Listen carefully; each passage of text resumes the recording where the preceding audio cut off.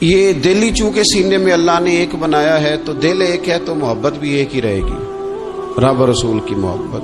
باقی جتنی محبتیں ہیں وہ اللہ رسول کی محبت کے تابع ہیں، لیکن کچھ محبتوں سے منع کیا ہے۔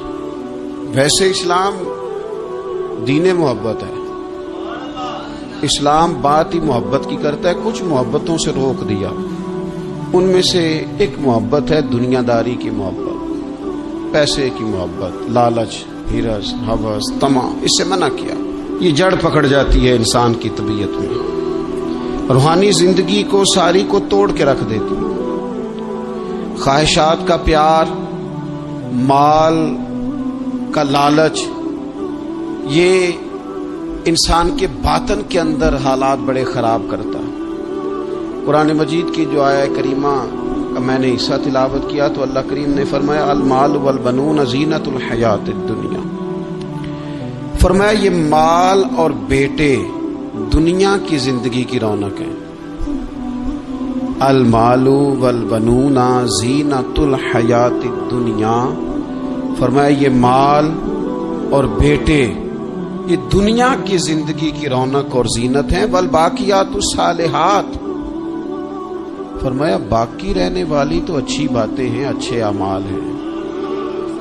یہ مال تو جیتی دنیا کا جب تک انسان موجود ہے، مال ضرورت ہے، اور اسلام نے حکم دیا ہے کہ کسی کے آگے ہاتھ نہ پھیلائے جائیں، اپنی ضروریات کی کفالت کے لیے محنت کی جائے، جد و جہد کی جائے، لیکن مال کو کبھی بھی اس طرح نہ لیا جائے کہ صرف اور صرف طبیعت مائل ہی مال کی طرف ہو جائے۔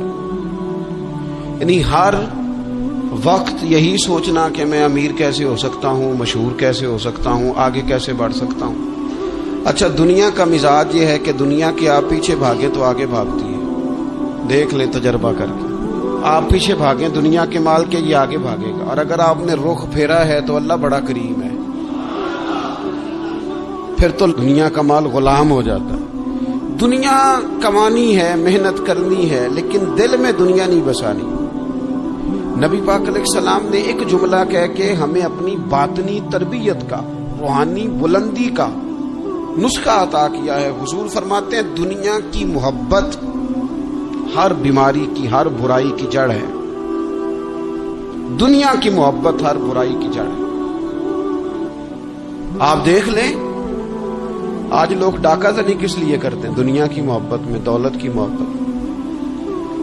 لوگ اپنے کردار سے، اپنے وقار سے ہٹ کر جب بددیانتی کرتے ہیں، خیانت کرتے ہیں تو کس لیے کرتے ہیں؟ دنیا کی محبت۔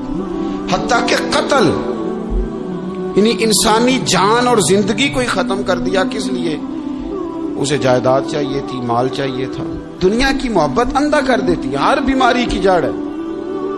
مال ضرورت کے مطابق ضرور ہونا چاہیے، بقدر کفایت ضرور ہونا چاہیے، لیکن اس کو فتنہ کہا، اس کو آزمائش کہا۔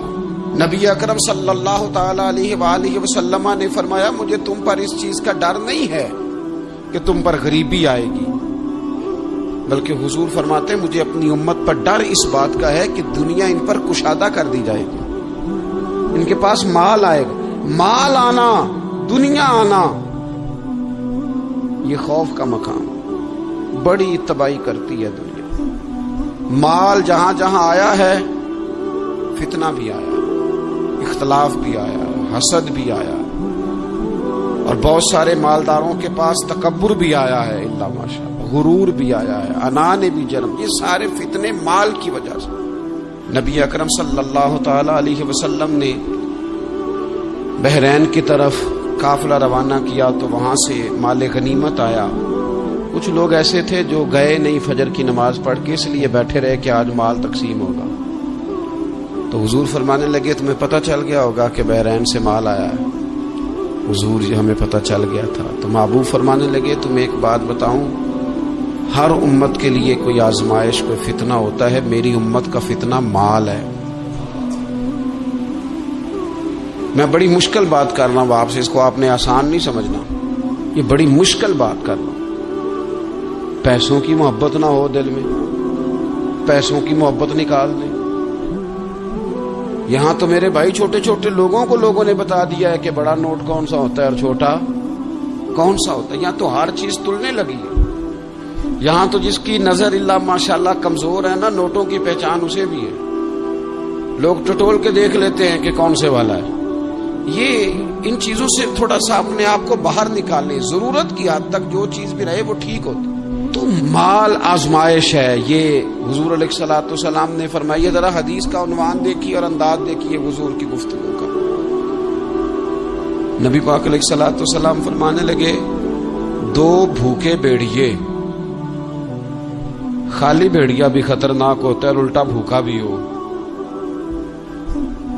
فرمایا دو بھوکے بھیڑیے بکریوں کے ریوڑ میں چھوڑ دیے جائیں، اتنی تباہی نہیں کرتے جتنی مال کی اور شہرت کی محبت آدمی کے دل میں تباہی کرتی ہے. باطن اجاڑ دیتی ہے. ساری فصل تباہ ہو گئی، مسلی گئی، اندر سے ٹوٹ گیا. باطن سارا بگڑ گیا. کس بنیاد پر؟ شہرت چاہیے، کسی طریقے مشہور ہو جاؤں، کسی طریقے مال آ جائے. یہ دو چیزیں لے گئی انسانوں. اللہ کی بارگاہ سے اگر قبولیت نصیب ہو جائے نا تو پھر کئی دفعہ مقبولیت بھی نصیب ہو جاتی ہے. لیکن اگر قبولیت ہی نہیں ہے تو مقبولیت کیسے ہوگی؟ تو جو اصل کرنے کا کام تھا وہ لوگ نہیں کرتے. تو دنیا کی محبت کا غلبہ نہیں کبھی بھی ہونے دینا. مال، حضرت مجدد الفسانی رحمت اللہ علیہ فرمایا کرتے تھے کہ کشتی دریا میں رہے تو تیرتی ہے، کشتی پانی میں رہے تو تیرتی ہے، لیکن پانی اگر کبھی کشتی میں آ جائے نا پھر وہ ڈوب جاتی ہے. فرماتے تھے بندہ دنیا کے اندر رہے تو گزارا ہو جاتا ہے، لیکن اگر کبھی دنیا دل میں آ جائے نا لے ڈوبتی ہے. مال کی محبت نہ پیدا کریں. اور یارو ان لوگوں کے جیبوں میں زیادہ پیسے آ جاتے ہیں نا، ان کے تو ذات سے لوگوں کا تعلق ہی نہیں رہتا، ان کی جیب سے تعلق ہو جاتا ہے. پھر تو ان کے جتنے تعلق واسطے ہوتے ہیں وہ جیب کے ہوتے ہیں، پھر تو وہ ذات کی محبت ہی چلی جاتی ہے. اس لیے پیسہ ضرورت ضرور ہے، لیکن دنیا کو کبھی بھی دل میں جگہ، اس کو دل میں. دنیا اگر بڑی زیادہ قیمتی ہوتی نا تو میرے محبوب کے گھر میں بڑی ہوتی. لیکن حضور علیہ الصلوۃ والسلام نے اپنے صحابہ سے فرمایا تھا مسافروں کی طرح رہنا، راہگیروں کی طرح رہنا. کن فی الدنیا کانک غریب او عابر السبیل. اس طرح مسافر اور راہگیر نہیں ٹائم گزارتے، اس طرح. مجھے بتائیے یہ ریلوے اسٹیشن ہے، مسافر ہوتے ہیں نا ریلوے اسٹیشن پہ. کبھی آپ نے دیکھا ہو کہ ایک مسافر کہتا ہے یار اکثر آنا جانا پڑتا ہے تو یہ ریلوے اسٹیشن کی جگہ تھوڑی خرید نہ لوں؟ خریدی کبھی کسی نے؟ بس اسٹاپ کی جگہ تو تھوڑا روز آنا جانا پڑتا ہے، تھوڑی خرید لیتا ہوں. آپ بیگ